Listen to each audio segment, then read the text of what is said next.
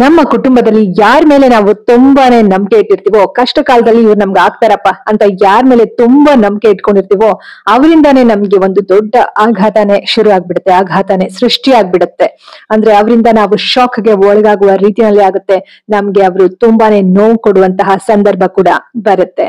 So ನಿಮ್ ಜೀವನದಲ್ಲೂ ಕೂಡ ಈ ರೀತಿ ಆಗಿರ್ಬೋದು ಅಲ್ವಾ ಸ್ನೇಹಿತರೆ?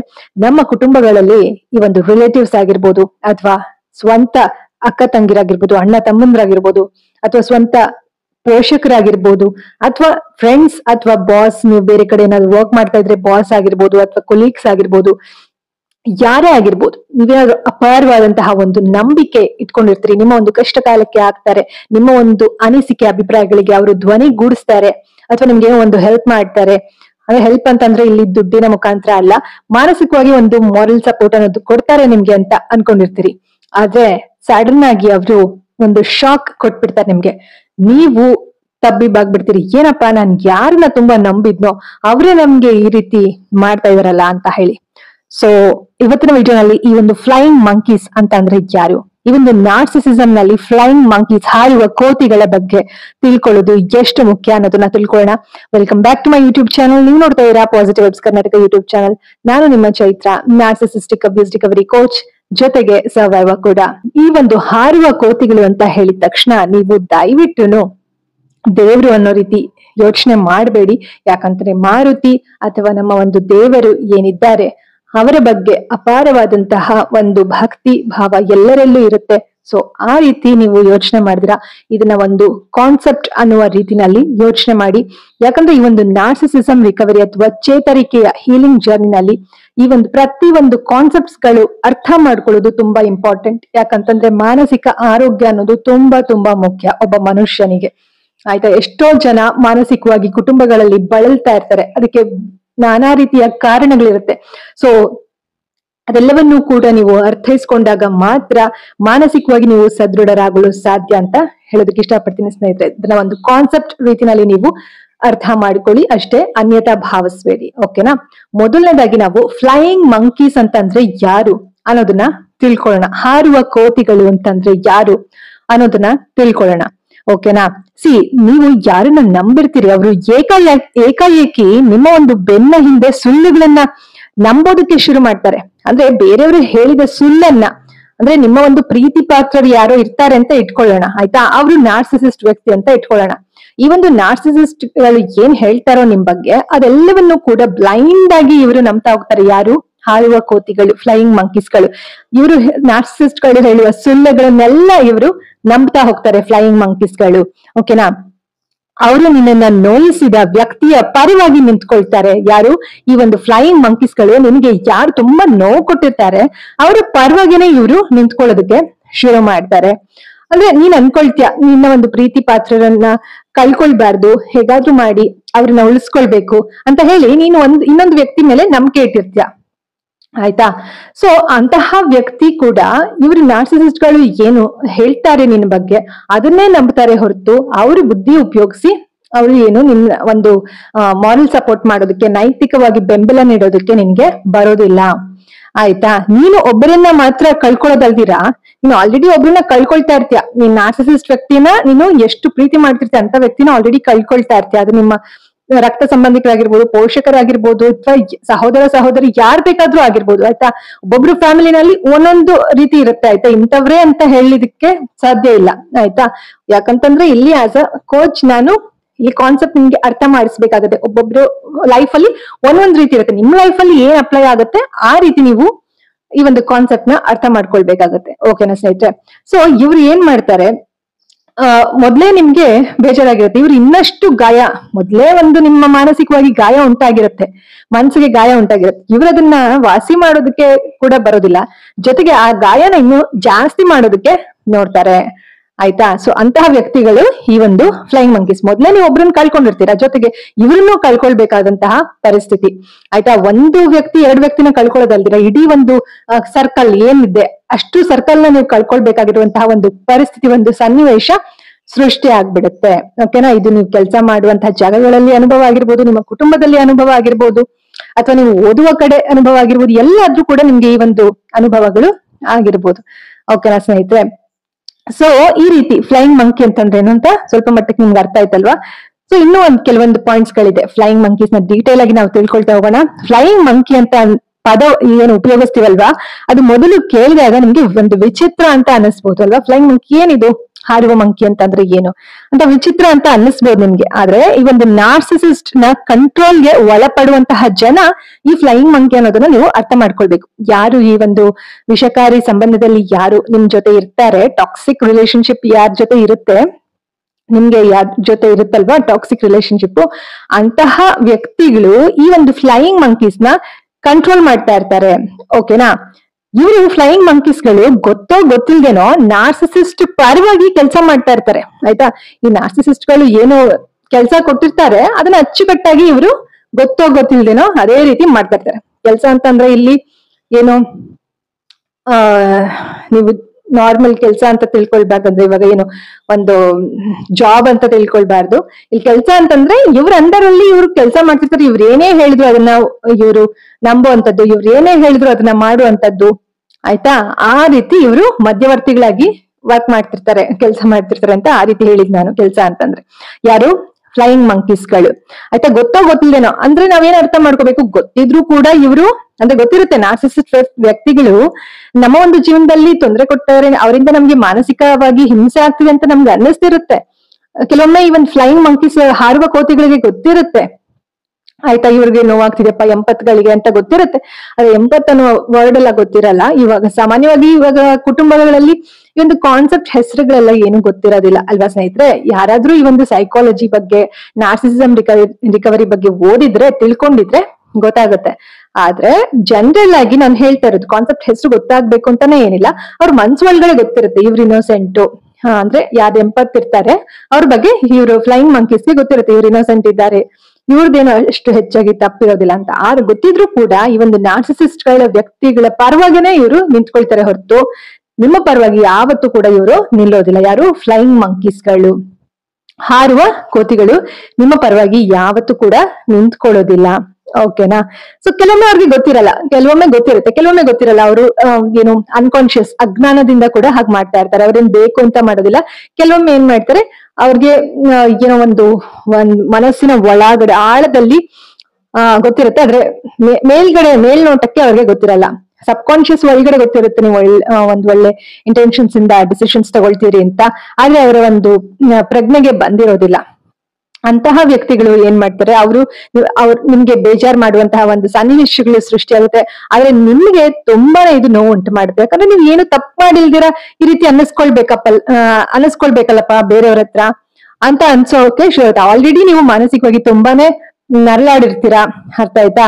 ತುಂಬಾನೇ ಕುಗ್ಗೋಗ್ಬಿಟ್ಟಿರ್ತೀರಾ. ಅದು ಏನಂದ್ರೆ ಆಲ್ರೆಡಿ ಒಂದ್ ಗಾಯ ಆಗಿರುತ್ತೆ, ಅದ್ರ ಮೇಲೆ ಮತ್ತೆ ಇನ್ನೊಂದು ಗಾಯ ಸೃಷ್ಟಿ ಆಗೋ ರೀತಿನಲ್ಲಿ ಆಗ್ಬಿಡುತ್ತೆ ನಿಮ್ಗೆ. ಓಕೆನಾ. ಸೊ ನಿಮ್ಮ ವಿರುದ್ಧ ಒಂದು ಫಾಲ್ಸ್ ಇಮೇಜ್ ಕ್ರಿಯೇಟ್ ಮಾಡ್ತಾರೆ. ಒಂದು ಫಾಲ್ಸ್ ಇಮೇಜ್ ಕ್ರಿಯೇಟ್ ಆಗ್ಬಿಡುತ್ತೆ ನಿಮ್ಮ ವಿರುದ್ಧ ಇವರು ಮಾಡುವಂತಹ ಒಂದು ಕೆಲಸಗಳಿಂದ. ಓಕೆನಾ. ನಿನ್ನ ಬಗ್ಗೆ ತಪ್ಪು ಕಥೆಗಳನ್ನ ಇವರು ಹರಡ್ತಾರೆ. ನಿಮ್ ಬಗ್ಗೆ ಒಂದು ತಪ್ಪಾಗಿ ಅವ್ರು ಏನ್ ಅನ್ಕೊಂಡಿದಾರೋ ಅದೇ ಸತ್ಯ ಅಂತ ಅನ್ಕೊಂಡು ನೀವೇ ಒಂದ್ ರೀತಿ ಯೋಚನೆ ಮಾಡ್ತಿರ್ತೀರಾ, ನೀವೇ ಇನ್ನೊಂದು ದಿಕ್ಕಿನಲ್ಲಿ ಹೋಗ್ತಿರ್ತೀರ, ನಿಮ್ಮ ಹಾದಿನೇ ಬೇರೆ ಆಗಿರುತ್ತೆ. ಆದ್ರೆ ಈ ಫ್ಲೈಯಿಂಗ್ ಹಾರುವ ಕೋತಿಗಳು ಅವ್ರದೇ ಆದಂತಹ ಒಂದು ಕಾನ್ಸೆಪ್ಟ್ ರೆಡಿ ಮಾಡ್ಕೊಂಡ್ಬಿಡ್ತಾರೆ. ಅವ್ರದೇ ಆದಂತಹ ಒಂದು ಏನೋ ಮನ್ಸಲ್ಲಿ ಏನಾದ್ರೂ ಒಂದು ಕಲ್ಪನೆಗಳನ್ನ ಸೃಷ್ಟಿ ಮಾಡ್ಕೊಂಡು ಅದನ್ನ ಎಲ್ಲಾ ಕಡೆ ಹರಡ್ತಾ ಹೋಗ್ಬಿಡ್ತಾರೆ. ನಿಮ್ಮ ಒಂದು ಕ್ಯಾರೆಕ್ಟರ್ ಅಸಾಸಿನೇಷನ್ ಆಗುವ ರೀತಿನಲ್ಲಿ ಮಾಡ್ತಾರೆ. ಕ್ಯಾರೆಕ್ಟರ್ ಅಸಾಸಿನೇಷನ್ ಅಂತ ಅಂದ್ರೆ ಇಲ್ಲಿ ಅವರು ನಿಮ್ಮ ಒಂದು ವ್ಯಕ್ತಿತ್ವ ಅಂತ ತಿಳ್ಕೊಳ್ಬೇಕು. ಕ್ಯಾರೆಕ್ಟರ್ ಅಂದ ತಕ್ಷಣ ನೀವು ಬೇರೆ ಏನೇನೋ ಕೆಟ್ಟದಾಗೆಲ್ಲ ಯೋಚನೆ ಮಾಡಬಾರ್ದು. ಕ್ಯಾರೆಕ್ಟರ್ ಅಸಾಸಿನೇಷನ್ ಅಂದ್ರೆ ನಿಮ್ಮ ಒಂದು ವ್ಯಕ್ತಿತ್ವ, ನೀವು ಎಷ್ಟು ಒಳ್ಳೆಯವರಿದ್ದೀರಿ, ಎಷ್ಟು ಒಳ್ಳೆ ರೀತಿಯಲ್ಲಿ ಯೋಚನೆ ಮಾಡ್ತೀರಿ, ನೀವು ಯಾವೆಲ್ಲ ಕಾರಣಗಳಿಂದ ಈ ರೀತಿ ಇದೀರಿ, ಯಾವೆಲ್ಲ ಕಾರಣಗಳಿಂದ ನಿಮ್ಮ ಒಂದು ಡಿಸಿಷನ್ಸ್ ತಗೊಂಡಿದ್ದೀರಿ, ನಿಮ್ಮ ಒಂದು ಏನು ಲೈಫ್ ನಲ್ಲಿ ಯಾಕೆ ಈ ರೀತಿ ಇದ್ದೀರಿ, ಯಾಕೆ ಹೀಗೆ ಇದ್ದೀರಿ ಅನ್ನೋದಕ್ಕೆ ನಿಮಗ್ ಮಾತ್ರ ಕಾರಣ ಗೊತ್ತಿರುತ್ತೆ. ಆದ್ರೆ ಇಂತಹ ವ್ಯಕ್ತಿಗಳು ಏನ್ ಮಾಡ್ತಾರೆ, ಅವರೇ ತಲೆಯಲ್ಲಿ ಏನೇನೇನೋ ತುಂಬಿಸ್ಕೊಂಡು ಏನ್ ಮಾಡ್ತಾರೆ, ಅವ್ರಿಗೆ ಬೇಕಾದಂಗೆ ಮಾತಾಡ್ತಾರೆ. ನಿಮ್ಮ ಒಂದು ಕ್ಯಾರೆಕ್ಟರ್ ಅಸಾಸಿನೇಷನ್ ಆಗುತ್ತೆ. ನಿಮ್ಮ ತನವನ್ನ ಹೋಗುವ ರೀತಿಯಲ್ಲಿ ಅವರು ಮಾಡ್ತಾರೆ. ನಿಮ್ಮ ತನವನ್ನ ಅವರು ಉಳಿಸುವಂತಹ ಕೆಲಸ ಮಾಡಲ್ಲ. ಆಗೇನ್ ಮಾಡ್ಬೇಕು, ನಿಮ್ಮ ತನವನ್ನ ನೀವೇ ಉಳಿಸ್ಕೊಳ್ಬೇಕು. ಯಾರು ಕೂಡ ನಿಮ್ಮ ಒಂದು ಪರವಾಗಿ ನಿಲ್ಲೋದಕ್ಕೆ ಬರೋದಿಲ್ಲ ಅನ್ನೋದನ್ನ ನಾವು ಇಲ್ಲಿ ಅರ್ಥ ಮಾಡ್ಕೊಳ್ಬೇಕು. ಓಕೆನಾ. ಇಂತಹ ವ್ಯಕ್ತಿಗಳು ಏನ್ ಮಾಡ್ತಾರೆ, ನಾರ್ಸಿಸಿಸ್ಟ್ ನಿಂದ ಮ್ಯಾನಿಪುಲೇಟ್ ಆಗಿರ್ತಾರೆ. ಇವರು ಕೂಡ ನಾರ್ಸಿಸಿಸ್ಟ್ ಗಳಿಂದ ಮ್ಯಾನಿಪುಲೇಟ್ ಆಗಿರ್ತಾರೆ. ಅಂದ್ರೆ ಯಾವ ರೀತಿ, ನಿಮ್ಗೆ ಯಾವ ರೀತಿ ಮ್ಯಾನಿಪುಲೇಟ್ ಮಾಡಿರ್ತಾರೋ ಆ ರೀತಿ ಏನು ಮಾಡಿರಲ್ಲ, ಬಟ್ ಏನ್ ಮಾಡ್ತಾರೆ ನಾರ್ಸಿಸಿಸ್ಟ್ ವ್ಯಕ್ತಿಗಳು ಏನೋ ಒಂದು ರೀತಿ ಅವರೇ ವಿಕ್ಟಿಮ್ ಅನ್ನೋ ರೀತಿ ಇವ್ರ ಮುಂದೆ ತೋರ್ಸ್ಕೊಂಡಿರ್ತಾರೆ. ಯಾರು ನಾರ್ಸಿಸಿಸ್ಟ್ ಗಳು ಈ ಒಂದು ಫ್ಲೈಯಿಂಗ್ ಮಂಕೀಸ್ ಗಳ ಮುಂದೆ ನಾವೇ ವಿಕ್ಟಿಮ್ ಅಂದ್ರೆ ನಾವೇ ಒಂದು ಬಲಿಪಶು ಆಗಿದೀವಿ ಅನ್ನೋ ರೀತಿ ಬಿಂಬಿಸಿರ್ತಾರೆ. ಆಗ ಏನ್ ಮಾಡ್ತಾರೆ, ಅವ್ರು ಅದನ್ನ ನಂಬಿಡ್ತಾರೆ. ಆ ಒಂದು ಈವನ್ ನಾರ್ಸಿಸಿಸ್ಟ್ ವ್ಯಕ್ತಿಗಳು ಬಿಂಬಿಸಿರುವಂತಹ ಒಂದು ಏನು ಕೆಲವೊಂದು ವಾತಾವರಣ ಏನಿರುತ್ತಲ್ವ ಅದನ್ನೇ ಇವರು ನಂಬಿಟ್ಟು ಹೌದೇನೋ ಈ ರೀತಿ ಇವ್ರಿಗೆ ಅನ್ಯಾಯ ಆಗ್ತಿದೇನೋ ಅಂದ್ಬಿಟ್ಟು ನಿಮ್ಮ ಹತ್ರ ಬಂದು ಇವರು ಕೆಟ್ಟದಾಗಿ ಮಾತಾಡೋದಕ್ಕೆ ಶುರು ಮಾಡ್ತಾರೆ. ಈ ಒಂದು ಫ್ಲೈಯಿಂಗ್ ಮಂಕೀಸ್ಗಳು ಅವರು ಒಂದು ಸ್ವಂತಿಕೆ ಬುದ್ಧಿ ಇದ್ದಿದ್ರೆ ನಿಮ್ಮನ್ನ ಮತ್ತು ನಾರ್ಸಿಸಿಸ್ಟ್ ಗಳನ್ನ ಒಂದ್ ಮಾಡುವಂತಹ ಕೇಪಬಿಲಿಟಿ ಇರ್ತಾ ಇತ್ತು. ಇಲ್ಲ, ಇಬ್ಬರಲ್ಲೂ ಮಿಸ್ಅಂಡರ್ಸ್ಟ್ಯಾಂಡಿಂಗ್ ಆಗಿದೆ, ಈ ರೀತಿ ಮಾಡ್ಕೊಳ್ಳಿ, ಸರಿ ಮಾಡ್ಕೊಳ್ಳಿ, ನೀವ್ ಅನ್ಕೊಂಡ್ರು ತಪ್ಪು, ಇವ್ರು ಈ ರೀತಿ ಅನ್ಕೊಳ್ತಾರೆ ಅಂತ ಅವ್ರಿಗೆ ಹೇಳಿ, ನಾರ್ಸಿಸಿಸ್ಟ್ ಗಳಿಗೆ ಹೇಳಿ ಇವ್ರು ಇಬ್ರನ್ನ ಒಂದ್ ಮಾಡ್ತಾರೆ ಅಲ್ವಾ. ಅಥವಾ ಇವ್ರ ಇಬ್ಬರತ್ರನೂ ಮಾತಾಡಿ ಒಂದ್ ಮಾಡ್ತಾರೆ. ಆದ್ರೆ ಇವ್ರು ಫ್ಲೈಯಿಂಗ್ ಮಂಕೀಸ್ ಏನ್ ಮಾಡ್ತಾರೆ, ಇವರ ಒಂದು ಬೇಳೆ ಬೇಯಿಸ್ಕೊಳ್ಳೋದಕ್ಕೋಸ್ಕರ ಇವ್ರು ಅನ್ಕೊಂಡಿರೋದೆಲ್ಲ ಸರಿ, ಇವ್ರು ಒಂದು ಏನೋ ಇವ್ರದ್ದೇನೂ ತಪ್ಪಿಲ್ಲ ಅಂತ ಬಿಂಬಿಸ್ಕೊಳ್ಳೋಕ್ಕೋಸ್ಕರ ಏನ್ ಮಾಡ್ತಾರೆ, ಇವ್ರು ಅವಾಗ ಏನ್ ಮಾಡ್ತಾರೆ, ಎಂಪತ್ಗಳನ್ನೇ ದೂಷಣೆ ಮಾಡ್ಬಿಡ್ತಾರೆ. ಇಲ್ಲ, ನಾರ್ಸಿಸಿಸ್ಟ್ ಗಳು ಏನ್ ಹೇಳ್ತಾ ಇದಾರೆ ಅದಕ್ಕೆ ನಾವು ಸ್ಟಿಕ್ ಆನ್ ಆಗೋಣ, ಈ ಒಂದು ಎಂಪತ್ಗಳು ಏನ್ ಹೇಳ್ತಾರೆ ಅದು ನಮ್ಗೆ ಬೇಡ ಅನ್ನೋ ರೀತಿ ಅವರು ಯೋಚನೆ ಮಾಡ್ತಾರೆ. ಅವಾಗ ಏನಾಗುತ್ತೆ, ಈ ಒಂದು ಎಂಪತ್ಗಳಿಗೆ ತುಂಬಾನೇ ಮಾನಸಿಕವಾಗಿ ಏನಪ್ಪಾ ಮೊದ್ಲೇ ಇಷ್ಟ ಅನುಭವಿಸಿದಾನೆ, ಈಗ ಇನ್ನೂ ಅನುಭವಿಸ್ಬೇಕಾ, ಇನ್ನೂ ಒಂದಷ್ಟು ಇವ್ರು ಬೇರೆ ಬಾಕಿ ಇದ್ರ, ಆಲ್ರೆಡಿ ನಾನು ಅನುಭವಿಸಿದೀನಿ ಇಷ್ಟೆಲ್ಲ, ಇವ್ರೊಬ್ರು ಬಾಕಿ ಇದ್ರ ಅನ್ನೋ ಮಟ್ಟಕ್ಕೆ ಅನ್ನಿಸ್ಬಿಡುತ್ತೆ. ಸ್ಮಿಯರ್ ಕ್ಯಾಂಪೇನಿಂಗ್ ಅಂದ್ರೆ ನಿಮ್ಗೆ ಬರುವ ದಿನಗಳಲ್ಲಿ ಸ್ಮಿಯರ್ ಕ್ಯಾಂಪೇನಿಂಗ್ ಅಂದ್ರೆ ಏನು ಅನ್ನೋದನ್ನು ಕೂಡ ತಿಳಿಸ್ಕೊಡ್ತೀನಿ. ಅಂದ್ರೆ ಸುಳ್ಳು ಒಂದು ಏನೋ ವಿಚಾರಗಳು ನಿಮ್ ಬಗ್ಗೆ ಹರಡುವಂತದ್ದು, ಹಬ್ಬುವಂತದ್ದಕ್ಕೆ ಸ್ಮಿಯರ್ ಕ್ಯಾಂಪೇನಿಂಗ್ ಅಂತ ಹೇಳ್ತೀವಿ, ಆಯ್ತಾ. ಸೊ ನಿಮ್ ಪಾಡಿಗೆ ನಿಮ್ ಜೀವನದಲ್ಲಿ ಆರಾಮಾಗಿ ಇರ್ತೀರಿ, ಆದ್ರೂ ಕೂಡ ನಿಮ್ ಬಗ್ಗೆ ಇಲ್ದೇ ಇರೋ ಸಲ್ದೇ ಇರೋ ಮಾತುಗಳು ಹರಡ್ತಾ ಇರುತ್ತೆ, ಅದಕ್ಕೆ ಸ್ಮಿಯರ್ ಕ್ಯಾಂಪೇನಿಂಗ್ ಅಂತೀವಿ. ಅದನ್ನ ಡೀಟೇಲ್ ಆಗಿ ನಿಮ್ಗೆ ತಿಳಿಸ್ಕೊಡ್ತೀನಿ ಸಪರೇಟ್ ವಿಡಿಯೋನಲ್ಲಿ, ಓಕೆನಾ.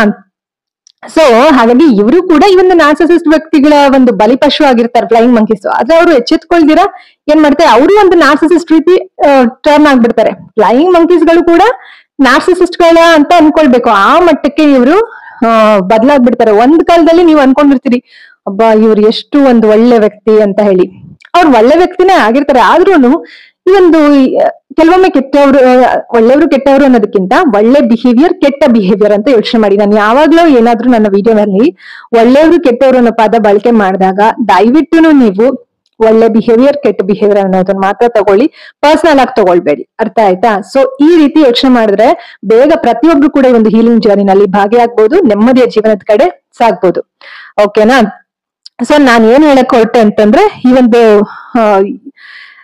ಫ್ಲೈಯಿಂಗ್ ಮಂಕೀಸ್ ಗಳು ಇರ್ತಾರಲ್ಲ, ಅವರು ಯಾವಾಗ್ಲೂ ಕೂಡ ಏನೋ ಈ ಒಂದು ನಾರ್ಸಿಸಿಸ್ಟ್ ಗಳು ಏನ್ ಮ್ಯಾನ್ಪ್ಲೇಟ್ ಮಾಡಿರ್ತಾರೆ ಅದಕ್ಕೆ ಇವರು ಒಳಗಾಗ್ತಿರ್ತಾರೆ ಹೊರತು ಅವರು ಬದಲಾಗುವಂತಹ ಪ್ರಯತ್ನನೇ ಮಾಡೋದಿಲ್ಲ, ಅವರ ಒಂದು ಸ್ವಂತಿಕೆನೆ ಬೆಳೆಸ್ಕೊಳ್ಳೋದಿಲ್ಲ, ಆಯ್ತಾ. ಸೊ ಹಾಗಾಗಿ ಏನಾಗುತ್ತೆ, ಇವರು ಕೂಡ ಒಂದು ನಾರ್ಸಿಸಿಸ್ಟ್ ರೀತಿನಲ್ಲಿ ಬದಲಾಗ್ಬಿಡ್ತಾರೆ, ನಾವು ತಿಳ್ಕೊಳ್ಬೇಕು. ಮತ್ತೆ ಕೆಲವರು ಅಟೆನ್ಷನ್, ಲಾಯಲ್ಟಿ ಅಥವಾ ಗಿಲ್ಟ್ ನಿಂದ ಇನ್ಫ್ಲುಯೆನ್ಸ್ ಆಗಿರ್ತಾರೆ. ಯಾರು, ಈ ಒಂದು ಫ್ಲೈಯಿಂಗ್ ಮಂಕೀಸ್ ಗಳು. ಇವರು ಕೂಡ ಕೆಲವೊಂದು ಅಟೆನ್ಷನ್ ಸೀಕಿಂಗ್, ಅಂದ್ರೆ ಯಾರು ಬೇರೆಯವ್ರು ಯಾರು ಇವ್ರಿಗೆ ಅಟೆನ್ಷನ್ ಕೊಡ್ತಾರಲ್ಲ, ಹಾಗಾಗಿ ಏನ್ ಮಾಡ್ತಾರೆ, ನಾರ್ಸಿಸಿಸ್ಟ್ ಗಳು ಅಟೆನ್ಷನ್ ಕೊಟ್ಟಾಗ, ಒಂದು ಪ್ರೀತಿ ತೋರಿಸಿದಾಗ ಏನ್ ಮಾಡ್ತಾರೆ, ಇವ್ರು ಅದನ್ನ ನಂಬಿಬಿಟ್ಟು ಏನ್ ಮಾಡ್ತಾರೆ, ಯಾರು ನಿಜವಾಗ್ಲೂ ತೊಂದರೆ ಅನುಭವಿಸ್ತಾ ಇರ್ತಾರೆ ಅವ್ರ ವಿರುದ್ಧನೇ ಇವರು ಮಾತಾಡೋದಕ್ಕೆ ಶುರು ಮಾಡ್ತಾರೆ, ಓಕೆನಾ. ಸೊ ಕೆಲವರು ಏನ್ ಮಾಡ್ತಾರೆ, ಅಟೆನ್ಷನ್, ಲಾಯಲ್ಟಿ ಮತ್ತೆ ಗಿಲ್ಟ್ ನಿಂದ ಇನ್ಫ್ಲುಯೆನ್ಸ್ ಆಗಿರ್ತಾರೆ. ಗಿಲ್ಟ್ ನಿಂದ ಕೂಡ ಇನ್ಫ್ಲುಯೆನ್ಸ್ ಆಗಿರ್ತಾರೆ. ನನ್ನಿಂದ ಎಲ್ಲಿ ತೊಂದರೆ ಆಗ್ಬಿಡುತ್ತೋ ಅನ್ನೋ ರೀತಿನಲ್ಲಿ ನಾರ್ಸಿಸಿಸ್ಟ್ ಗಳಿಗೆ ಯಾವಾಗ್ಲೂ ಪರವಾಗಿ ಇರೋ ರೀತಿ ಇರ್ತಾರೆ. ಆದರೆ ಫಲಿತಾಂಶ ಒಂದೇ, ನೀನು ಐಸೋಲೇಷನ್ ಅನುಭವಿಸುತ್ತೆ. ಆದ್ರೆ ಏನೇ ಆದ್ರೂ ಕೂಡ ನೀನು ಐಸೋಲೇಷನ್ ಅನುಭವಿಸ್ತೀಯ, ಆಯ್ತಾ. ಅಂದ್ರೆ ಐಸೋಲೇಷನ್ ಅಂದ್ರೆ ನೀನು ಒಬ್ಬಂಟಿಯಾಗಿ ಇರುವ ರೀತಿ ಆಗ್ಬಿಡುತ್ತೆ. ಯಾರೇನೇ ಹೇಗೆ ಬೇಕೋ ಹಾಗಾಗಿರ್ತಾರೆ, ಆದ್ರೆ ನೀನ್ ಮಾತ್ರ ಒಂಟಿಯಾಗಿ ಇರುವ ರೀತಿ ಆಗ್ಬಿಡುತ್ತೆ. ಇವಾಗ ಕೆಲವೊಂದು ನಾರ್ಸಿಸಿಸ್ಟ್ ಗಳು ಕೂಡ ಒಬ್ಬಂಟಿ ಆಗುವಂತ ಪರಿಸ್ಥಿತಿ ಬರುತ್ತೆ, ಆದ್ರೆ ಎಂಪತ್ಗಳು ಕೂಡ ಒಬ್ಬಂಟಿ ಆಗುವಂತ ಪರಿಸ್ಥಿತಿ ಬರುತ್ತೆ. ಆದ್ರೆ ಎರಡರಲ್ಲೂ ವ್ಯತ್ಯಾಸನ ನಾವು ತಿಳ್ಕೊಳ್ಳೋದು ತುಂಬಾ ಮುಖ್ಯ, ಓಕೆನಾ. ಸೊ ಹಾಗಾಗಿ ನಾವು ಈ ಒಂದು ಎಂಪತ್ಗಳು, ನಾರ್ಸಿಸಿಸ್ಟ್ ಗಳು ವ್ಯತ್ಯಾಸನ ತಿಳ್ಕೊಳ್ತಾ ನಾವು ಈ ಒಂದು ಕಾನ್ಸೆಪ್ಟ್ ನ ಅರ್ಥ ಮಾಡ್ಕೊಳ್ಬೇಕಾಗತ್ತೆ, ಓಕೆನಾ ಸ್ನೇಹಿತರೆ. ಈ ಒಂದು flying monkeys R not always evil. ಇವ್ರು ಯಾವಾಗ್ಲೂ ಏನು ಇವರು ಏನು ಇವಿಲ್ ಅಂತ ಅನ್ಸಲ್ಲ ನಿಮ್ಗೆ ಆಯ್ತಾ. ಇವಿಲ್ ಅಂತಂದ್ರೆ ರಾಕ್ಷಸರ ತರ ಏನು ಅನ್ಸಲ್ಲ ಇವನ್ ಫ್ಲೈಯಿಂಗ್ ಮಂಕೀಸ್ಗಳು. ಇಂಟೆನ್ಷನ್ ಅಂದ್ರೆ ಉದ್ದೇಶ ಪೂರಿತವಾಗಿ ಇವರೇನು ತುಂಬಾ ಒಂದು ರಾಕ್ಷಸತನ ಇವರಲ್ಲಿ ಇದೆ ಅಂತ ನಿಮ್ಗೇನು ಅನ್ಸಲ್ಲ. ಆದ್ರೆ there blindness helps the narcissist continue abuse. ಆದ್ರೆ ಇವರ ಒಂದು ಅಂಧಕಾರ, ಇವರು ಒಂದು ಏನು ಅಜ್ಞಾನದಿಂದ ನಾರ್ಸಿಸಿಸ್ಟ್ಗಳು ಅವರ ಒಂದು ವಿಷಕಾರಿ ಒಂದು ಸ್ವಭಾವವನ್ನ ಹೆಚ್ಚು ಮಾಡೋದಕ್ಕೆ ಇವರು ಹೆಲ್ಪ್ ಮಾಡೋದಾಗುತ್ತೆ. ಅದು ಕೂಡ ತಪ್ಪಲ್ವಾ? ಈಗ ನಾರ್ಸಿಸಿಸ್ಟ್ ಗಳನ್ನ ತಿದ್ದಿ ಬುದ್ಧಿ ಹೇಳುವಂತ ಕೆಲಸ ಇವರು ಮಾಡ್ಬೇಕು. ಯಾರು? ಈ ಒಂದು ಹಾರುವ ಕೋತಿಗಳು, ಫ್ಲೈಯಿಂಗ್ ಮಂಕೀಸ್. ಆದ್ರೆ ಇವ್ರು ಏನ್ ಮಾಡ್ತಾರೆ, ಅಂಧವಾಗಿ ಒಂದು ಬ್ಲೈಂಡ್ ಆಗಿ ಎಲ್ಲವನ್ನೂ ನಂಬಿಕೊಂಡು ಒಂದು ಏನು ಒಳ್ಳೆಯ ರೀತಿನಲ್ಲಿ ಜಡ್ಜ್ಮೆಂಟ್ ಮಾಡ್ದಿರಾ ಇವ್ರಿಗೇನ್ ಬೇಕೋ ಆ ರೀತಿ ಜಡ್ಜ್ಮೆಂಟ್ ಮಾಡ್ಕೊಳ್ತಾರೆ. ಓಕೆನಾ? ಬ್ಲೈಂಡ್ ಆಗಿ ಯಾರನ್ನು ಜಡ್ಜ್ ಮಾಡಬಾರ್ದು ಅನ್ನೋದನ್ನ ನಾವಿಲ್ಲಿ ತಿಳ್ಕೊಳ್ಬೇಕಾಗತ್ತೆ ಸ್ನೇಹಿತರೆ. ಯಾವ ಭಾವನೆಯಿಂದ ಅವ್ರು ಮಾತಾಡ್ತಾರೆ ತಿಳ್ಕೊಳ್ಬೇಕು, ಎಷ್ಟು ಮಾತಾಡಿದಾರೆ ತಿಳ್ಕೊಳ್ಬೇಕು. ಯಾಕಂದ್ರೆ ನಾರ್ಸಿಸಿಸ್ಟ್ಗಳು ಸುಳ್ಳು ಹೇಳೋದು ಜಾಸ್ತಿ ಅಲ್ವಾ? ಇಲಿ ಹೋಯ್ತು ಅಂತಂದ್ರೆ ಹುಲಿ ಹೋಯ್ತು ಅನ್ನೋ ರೀತಿ ಅವ್ರಿಗೂ ಆಡ್ತಿರ್ತಾರೆ. ಹಿಂದೆ ಮಾತಾಡ್ಕೊಳ್ತಾರೆ, ನಿಮ್ಗೇನು ಗೊತ್ತಿರಲ್ಲ, ಏನೇನ್ ಮಾತಾಡ್ಕೊಳ್ತಾರೆ ಹಿಂದೆ ಅನ್ನೋದೇ ಗೊತ್ತಿರಲ್ಲ.